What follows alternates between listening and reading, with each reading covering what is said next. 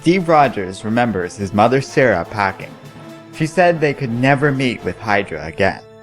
When there was a knock at the door, the boy's mother told him to hide.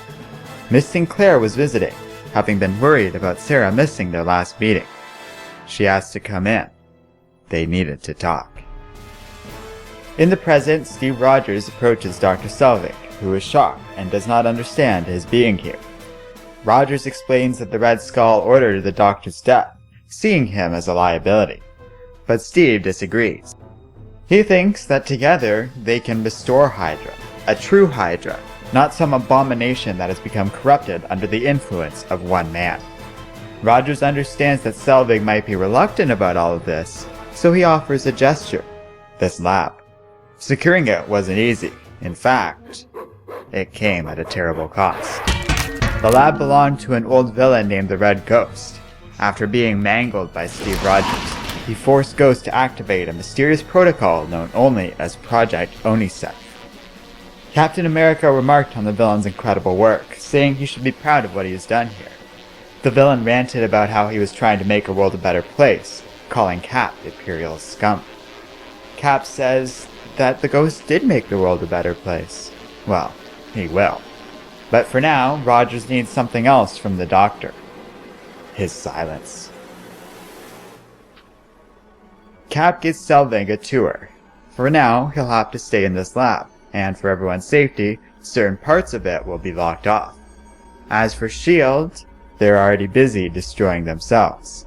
As they speak, Maria Hill is being investigated over the Pleasant Hill Initiative. The hearing will be conducted by Everett Ross, a government worker with close ties to Wakanda. Maria says this is a mistake. With the Red Skull coming, a war is inevitable. Ross happens to agree, which is why he thinks S.H.I.E.L.D. needs to be at its best. And for that to happen, Maria can't be the one leading it. Meanwhile, the U.S. Senate is conducting a hearing. They are considering radical new proposals by Sharon Carter in order to combat the latest Hydra threat.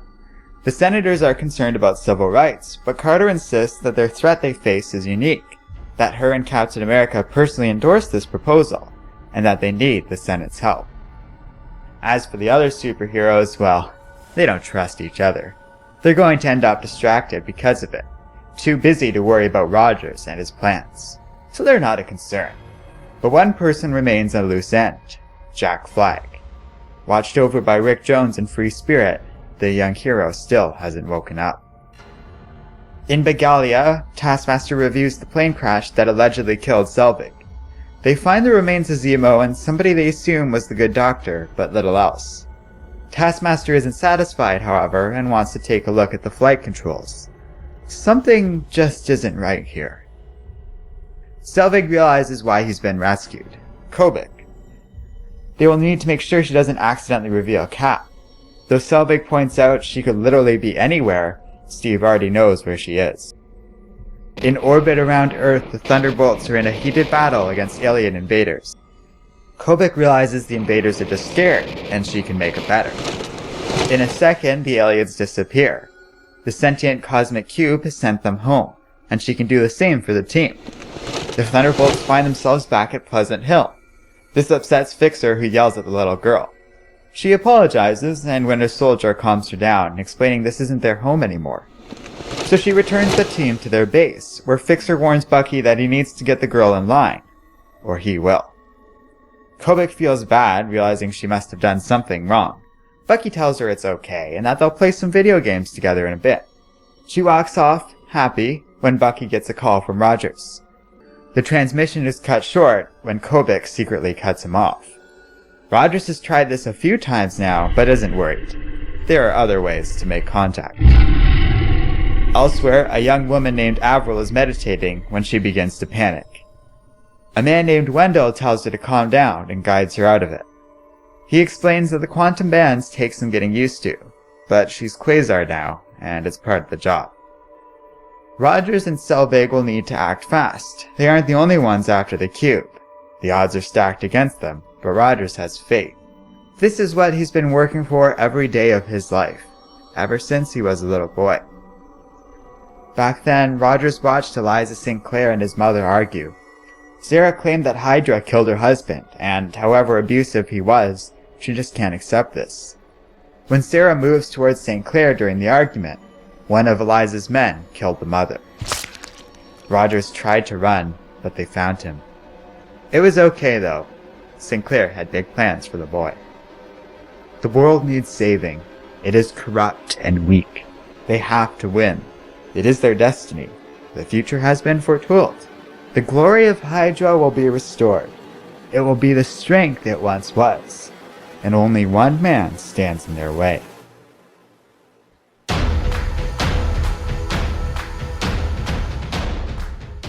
Hello and welcome to Comic Island. My name is Arden, and this is my recap and review of Captain America Steve Rogers #4.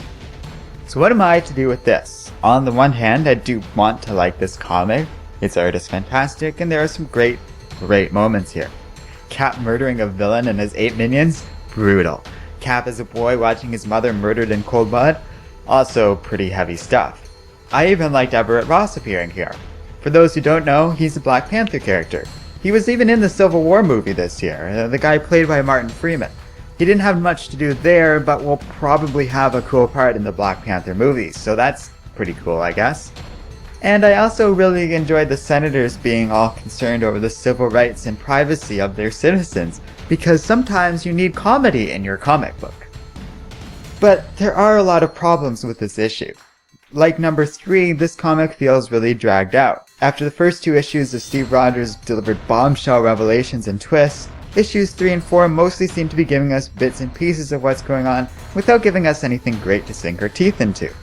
And while there are plenty of interesting plot elements like all the stuff I just mentioned, there's a lot of junk cropping up too. The stuff with Maria Hill, Jack Flag, and Kazar all feel like they're dragging the comic down. Some subplots are cool, like I enjoyed how Taskmaster seems to have a role in this story, and the Thunderbolts had a great and hilarious couple of moments here too. But there's so much going on here at once that every story feels like it's only moving an inch forward in this issue. So it has a really slow pace that I struggle getting past. And as for it being a tie-in, well, it uses Civil War II as a sort of backdrop to these events, clearly taking place before the actual Civil War. It's good for the ongoing story, but not so great if you wanted his thoughts on all these big events happening. So it also doesn't really feel like it adds a lot as a tie-in, but, that could have been okay on its own. If you are still really into this whole Hydra Captain America thing, this comic's fine. It's not bad. It was by no means a terrible comic, it just didn't leave me super excited about any of this. I'm hoping once this comic stops perplexingly dragging its feet and gets to actual excitement, things will get better. Nick Spencer keeps promising these big things coming in the future, and I'm just wondering why we aren't getting to them now. It could just be build-up, but it doesn't feel like good build-up. I don't know, let me know what you think in the comments section below, and don't forget to like, subscribe, and keep reading comics.